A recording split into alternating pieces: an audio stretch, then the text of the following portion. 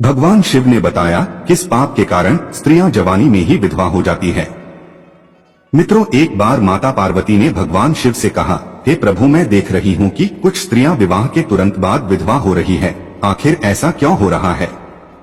मुझे लगता है कि यह न्याय नहीं है। फिर भगवान शिव ने माता पार्वती से कहा, हे देवी, आप जानना क्या चाहती हो? अगर आपके मन में कोई शंका है तो निसंकोच होकर कहे।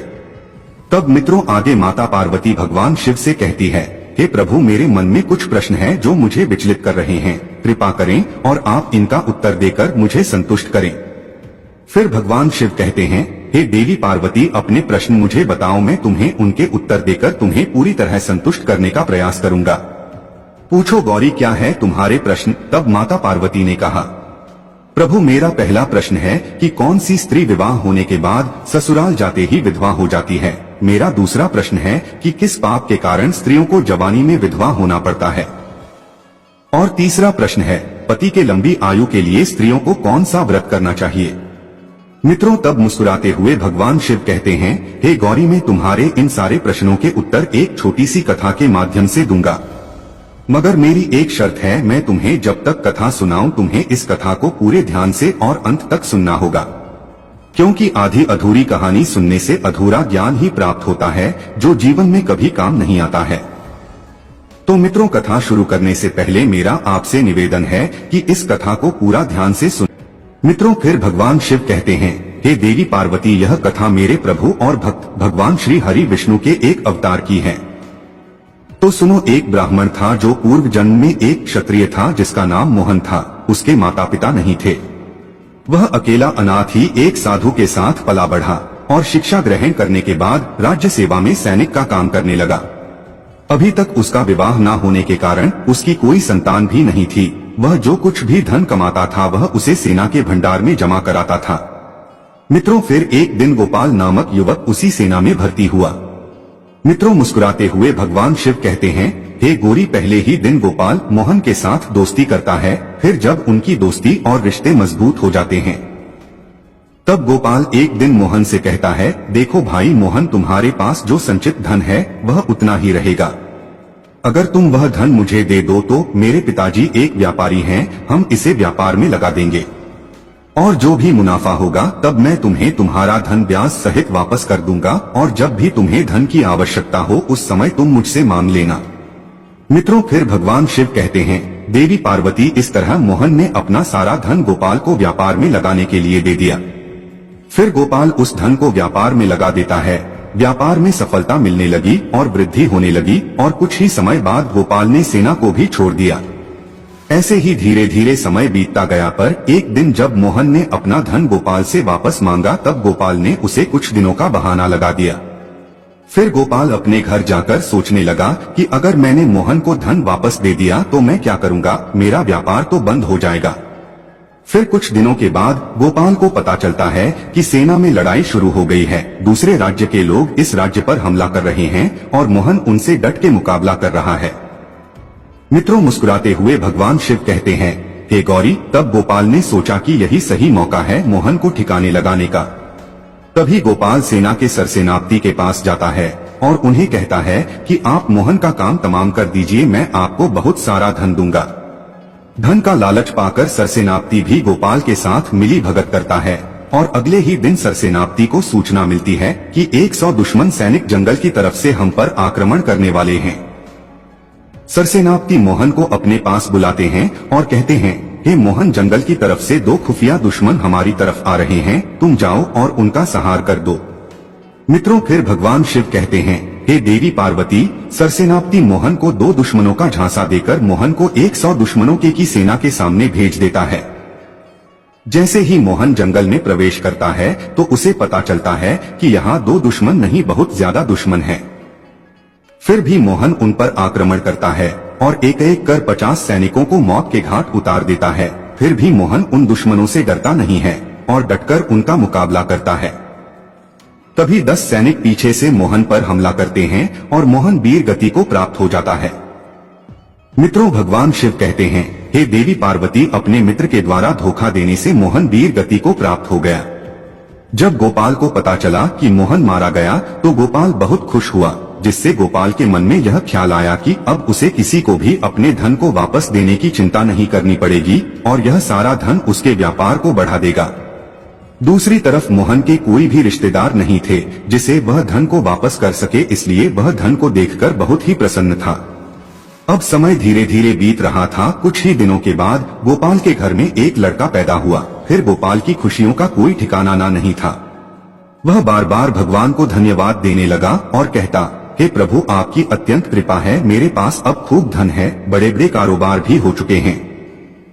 और धन लेने वाला मोहन भी मर गया। अब गोपाल बहुत खुश था और गोपाल मन ही मन में विचार करने लगा कि अब मैं अपने बेटे को बहुत पढ़ाऊंगा, क्योंकि वह शिक्षा पाकर काबिल समझदार व्यापारी बनेगा। उसने अपने बेटे का नाम गोलू रखा था। मित्रों, भगवान शिव कहते हैं, हे देवी पार्वती, जब गोलू जवान हुआ तो उसने खूब पढ़ाई की और गोपाल ने उस पर खूब सारा धन भी खर्च किया।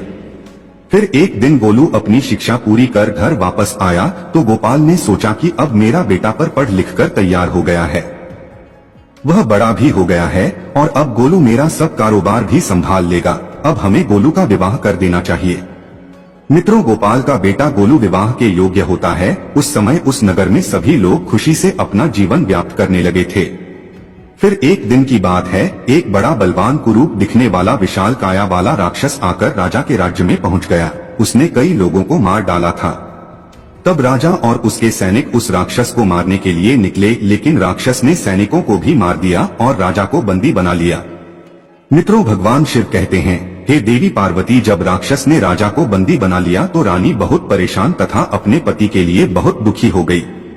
फिर एक रात में वह चुपके से उस राक्षस की गुफा में गई और रानी ने राक्षस से कहा कि तुम्हें क्या चाहिए, तुम मेरे पति को छोड़ दो, तुम्हें जो चाहिए वह मैं अवश्य दूंगी। जब रानी राक्षस से अपने पति के प्राण लौटाने की भिक्षा मांगने लगी तब राक्षस ने कहा, यदि तुम रोज मेरे भोजन के लिए एक मनुष्य को मेरी गुफा में भेज दोगी तभी मैं तुम्हारे पति को जीवन दान दूंगा। फिर रानी ने उस राक्षस की बात को स्वीकार किया और फिर रोजाना एक व्यक्ति उस राक्षस के लिए उसकी गुफा पर भोजन के लिए जाने लगा। इस तरह और कुछ दिन बीत गए, लेकिन एक दिन राजा के लोगों ने कहा, महाराज, इस तरह से हमारी प्रजा धीरे धीरे समाप्त हो जाएगी। हमें इस राज्य को बचाने का कोई उपाय ढूंढना होगा। अपने मंत्री और प्रजा की बातों को मानकर राजा ने यह ऐलान किया, यदि अगर कोई इंसान उस राक्षस को मार देगा तो उससे मैं अपनी बेटी राजकुमारी से विवाह करवा दूंगा और उसे राज्य का उत्तराधिकारी भी बना दिया जाएगा। उसके बाद यह समाचार कई राज्यों के राजकुमारों तक पहुंचा दिया गया, लेकिन सभी राजकुमार उस राक्षस के द्वारा मारे गए। जब यह सूचना गोपाल को पता चली कि जो भी उस राक्षस को मार देगा उसके साथ में राजा की बेटी का विवाह होगा और उसे राज्य का उत्तराधिकारी भी बना दिया जाएगा। फिर गोपाल लालच में आ गया और उसने सोचा कि मेरा बेटा गोलू यह काम कर सकता है, जो कि युद्ध कौशल में निपुण है। यदि उसने राक्षस को मार दिया तो उसे राज्य भी मिल जाएगा। तभी गोपाल अपने बेटे गोलू के पास जाता है और उसे सारी बात बताता है, जिससे गोलू भी राजकुमारी से विवाह की बात सुनकर तुरंत तैयार हो जाता है। मित्रों, भगवान शिव कहते हैं, हे देवी पार्वती, गोलू सीधे राजा के पास गया और राजा से कहा, हे राजन, मैं उस राक्षस को मार दूंगा, बस आप मुझे इतना बताइए कि वह रहता है। फिर राजा गोलू को उस राक्षस की गुफा का पता बताते हैं। गुफा का पता मिलते ही गोलू जंगल की तरफ निकल पड़ा। जंगल बहुत घना था और गुफा काफी दूर थी, इसलिए वह थककर एक पेड़ के नीचे जाकर बैठ गया। जैसे ही उसने विश्राम करना चाहा तो अचानक ही वह पेड़ बोलने लगा, मुझे बचाओ, मुझे बचाओ। गोलू आवाज सुनकर डर गया। तभी पेड़ ने कहा, क्या तुम मुझे यहाँ पास की नदी से कुछ पानी लाकर दे दोगे? गोलू ने पहली बार बोलते हुए पेड़ को देखा था। फिर गोलू ने पेड़ की बात मान ली और पास ही में बह रही एक नदी से पानी लाकर पेड़ की जड़ों में डाल दिया। पानी मिलने से पेड़ बहुत प्रसन्न हो गया और उसने गोलू से कहा, तुम अकेले इस जंगल में कहाँ जा रहे हो? तब गोलू उस पेड़ को अपनी पूरी कहानी सुना देता है। मित्रों, वह पेड़ एक जादू पेड़ था। वह पेड़ गोलू से कहता है, उस राक्षस के आतंक के कारण जंगल के सारे जानवर बहुत डरे हुए हैं, क्योंकि उसने कई जानवरों को नष्ट कर दिया है, तथा मैं भी उस राक्षस की वजह से काफी परेशान हूँ। सभी जानवर उसे समाप्त करना चाहते हैं, लेकिन किसी में इतना साहस नहीं है कि उसे समाप्त कर सके। आगे जादुई पेड़ गोलू से कहता है, तुम मुझे बहादुर लग रहे हो, इसीलिए मैं बताता हूँ कि उस राक्षस की मृत्यु कैसे हो सकती है। मित्रों, भगवान शिव कहते हैं, हे देवी पार्वती। तब जादुई पेड़ गोलू से कहता है, मेरे अंदर शिव जी का एक लिंग और दिव्य त्रिशूल स्वयं भगवान परशुराम ने रखा है। अगर तुम एक बार ओम पशुपतये नमः, ओम नमः शिवाय, शुभम शुभम कुरु कुरु शिवाय नमः, ओम ओम तत्पुरुषाय विद्महे महादेवाय धीमहि तन्नो रुद्र प्रचोदयात्, ओम नमः शिवाय मंत्र का उच्चारण करो, जिससे तुम्हें मेरे भीतर के दिव्य त्रिशूल प्राप्त होगा। उस त्रिशूल के प्रहार से ही उस राक्षस की मृत्यु हो सकती है।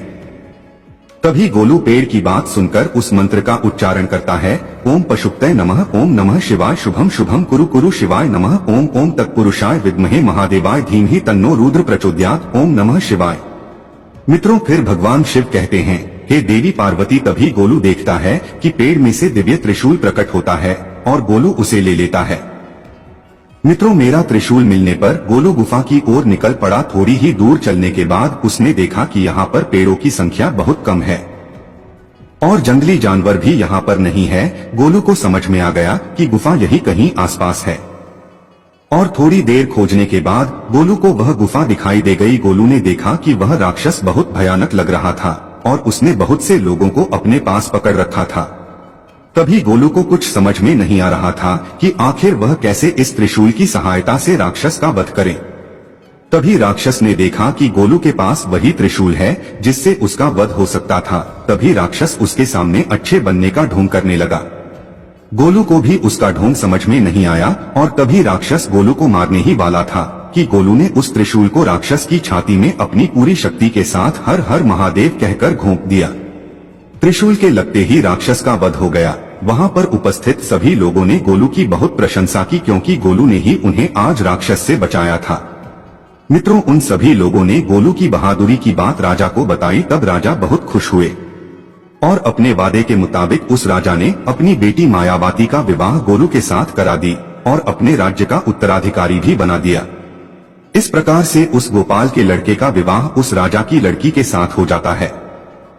मित्रों, फिर भगवान शिव कहते हैं, हे देवी पार्वती। गोपाल के बेटे का विवाह उस राजा की बेटी के साथ होती है और शादी होने के तुरंत बाद ही जब विदा होकर पुत्रवधू पति के घर आती है, तब गोपाल की खुशी का ठिकाना नहीं था और वह मन में सोच रहा था कि बहू घर पर आ गई है, अब मेरा व्यापार मेरा ही बेटा संभालेगा और अब मुझे चिंता की कोई बात नहीं है।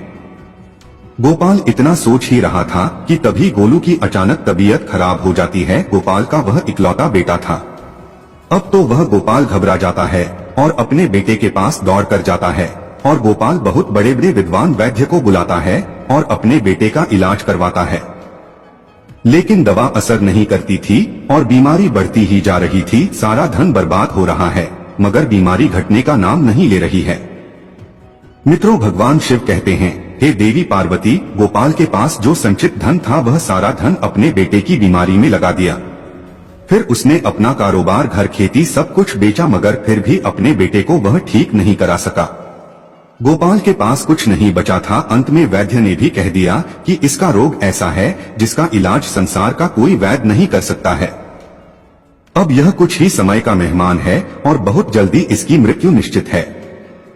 मित्रों, भगवान शिव कहते हैं, हे देवी पार्वती। एक दिन स्वयं राजा गोपाल के पास आते हैं और कहते हैं, समधी जी, आप एक काम करो, नगर में ही एक विद्वान संत रहते हैं, वह एक विशेष दवा देते हैं। उस दवा को खाकर कितना भी रोगी व्यक्ति हो वह तुरंत ही ठीक हो जाता है। आप जल्दी से जाओ और वह दवा ले आओ। मित्रों, फिर गोपाल राजा की बात को सुनकर उसी वैद्य के पास जाते हैं और दवा ले आते हैं। इधर गोपाल जैसे ही वह दवा गोलू को खिलाता है वैसे ही गोलू तुरंत ही मर जाता है। जब गोपाल के वे बेटे की मौत हो जाती है तो वहाँ उसकी पत्नी भी बहुत दुखी हो जाती है। उस समय राजा की बेटी भी, जो कि गोपाल की बहू बन गई है, वह विधवा बन जाती है। सभी लोग गोलू का अंतिम संस्कार करते हैं और वापस अपने अपने घर लौट आते हैं। अब गोपाल घर पर बहुत दुखी होकर रो रहा था, उसकी बहू भी रो रही थी और सारे नगर वाले भी बहुत दुखी थे। मित्रों, भगवान शिव कहते हैं, हे देवी पार्वती। उसी समय भगवान श्री विष्णु एक साधु का रूप धारण कर गोपाल के पास आते हैं और गोपाल से पूछते हैं, हे गोपाल, आपको इतना रोना क्यों आ रहा है? तब गोपाल कहता है, महाराज, कल मेरे जवान बेटे की मृत्यु हो गई है तो इसी दुख के कारण मैं रो रहा हूँ। अब मैं कैसे ना रोऊं, आप ही बताएं। तब विष्णु पुनः पूछते हैं, लेकिन आप खुद क्यों रो रहे हैं? गोपाल कहता है, अरे महाराज, मेरा बेटा मर गया है तो मैं कैसे ना रोऊं। फिर भगवान विष्णु वहीं खड़े रहकर कहते हैं, पर आप उस दिन तो बहुत खुश थे। तभी गोपाल कहता है, महाराज किस दिन? तब साधु कहते हैं, जब आपने अपने कारोबार के लिए मोहन से धन लिया था और मोहन की मृत्यु होने पर आप खुश थे। जब आपका मित्र मोहन मारा गया था तब आपने सोचा था अब आपको किसी को धन नहीं देना पड़ेगा और आप बहुत अमीर हो गए हैं। मोहन ने तुमसे कितनी बार अपने धन को वापस मांगा था, लेकिन तुम तब तक उसे बहाने बनाते रहे जब तक कि तुमने उसे मरवा ना दिया हो। यह बात सुनकर गोपाल हक्का बक्का रह गया। तब साधु कहते हैं, उस दिन भी तुम्हारी खुशी का ठिकाना नहीं था, तुम्हारे पैर जमीन पर नहीं पड़ रहे थे। हे गोपाल, एक बात बताओ, जब तुम इतनी बार खुश हुए थे तो थोड़ा सा दुख होने पर रो क्यों रहे हो? फिर श्री हरि ने गोपाल को उत्तर दिया, अरे सेठ, अब मेरी बात को ध्यान से सुनो। यह वही मोहन था और अपना धन वापस पाने के लिए तेरे घर में तेरे ही बेटे के रूप में आया था, जिसका धन तूने अपने कारोबार में लगाने के लिए उधार लिया था। जब यह पुत्र के रूप में तेरे घर में आया तो तूने उसके शिक्षा में खर्च किया, उसके श्रृंगार में खर्च किया, उसके विवाह में भी खर्च किया, और फिर जो भी तेरे पास बचा था तूने उसकी बीमारी में धन खर्च किया। लेकिन अंत में तेरे पास सिर्फ 2 कौड़ी ही बची, वह भी राजा से उधार लेने के बाद तूने फिर उसी 2 कौड़ी की दवा लेकर आया था, जिसे खाकर तेरे बेटे की मौके पर मृत्यु हो गई। अब समझ ले कि तेरे कर्मों का फल मिला है। मित्रों, फिर भगवान शिव कहते हैं, हे देवी पार्वती, गोपाल साधु से कहता है, लेकिन मुझे बताओ, मेरे घर में जवान पुत्रवधू थी, उसको जवानी में धोखा क्यों मिला और विधवा बनाया गया? आप बताओ, उसके साथ ऐसा क्यों हुआ? उसने कैसे मोहन के साथ धोखा किया था? उसके क्या गुनाह थे जो उसे विधवा बनना पड़ा? मित्रों, गोपाल की बात सुनकर भगवान श्री हरि जवाब देते हैं, देखो, जो तुम्हारी बहू है, जो राजा की बेटी थी, वह पूर्व जन्म में वही सरसेनापति था जिसने मोहन को धोखे से युद्ध में भेजा था। उसने मोहन के साथ धोखा किया और उसे युद्ध में मरवा दिया था। यही उसके कर्मों का परिणाम है। भगवान शिव कहते हैं, हे गौरी, तुम्हारा पहला प्रश्न यह था कि कैसे कोई स्त्री शादी के बाद ससुराल में जाते ही विधवा हो जाती है। जो भी मनुष्य जिस प्रकार का कर्म करता है उसे वैसा ही उसका परिणाम निश्चित रूप से मिलता है। जब एक महिला अपने पसंदीदा साथी को पसंद करती है, चाहे वह कैसे भी हो, और फिर वह उसे धोखा देती है, उसे ठगी है और अपने धर्म का पालन नहीं करती है, तो यह निश्चित है, यदि वह किसी को बचपन में धोखा देगी तो उसे बचपन में ही धोखा मिलेगा। यदि वह जवानी में धोखा देगी तो वह भी जवानी में ही धोखा पाएगी। हर एक प्राणी को अपने कर्मों का फल भोगना पड़ता है। हे देवी, आपका दूसरा प्रश्न था कि किस पाप के कारण स्त्री जवानी में विधवा होती है। जो स्त्री अपने पिता से या पति से बार बार धोखा करती है या उनके पीठ पीछे पराये पुरुषों से संबंध रखती है, वह जवानी में ही विधवा होती है। हे देवी, आपका तीसरा प्रश्न था कि कौन सा व्रत करने से स्त्री के पति की आयु लंबी होती है। तो ध्यान से सुनो। जो भी स्त्री हर सोमवार को शिवलिंग की पूजा करती है, जल चढ़ाती है और नित्य पति की सेवा करती है, उसका पति लंबी आयु पाता है। और जो भी स्त्री मनवांछित पति की कामना करती है या मनवांछित फल को पाना चाहती है, उसे हर दिन शिवलिंग पर जल चढ़ाना चाहिए और जल देते समय 21 बार इस मंत्र का जाप करना चाहिए। ओम पशुपते नमः, ओम नमः शिवाय, शुभम शुभम कुरु कुरु शिवाय नमः, ओम ओम तत्पुरुषाय विद्महे महादेवाय धीमहि तन्नो रुद्र प्रचोदयात्।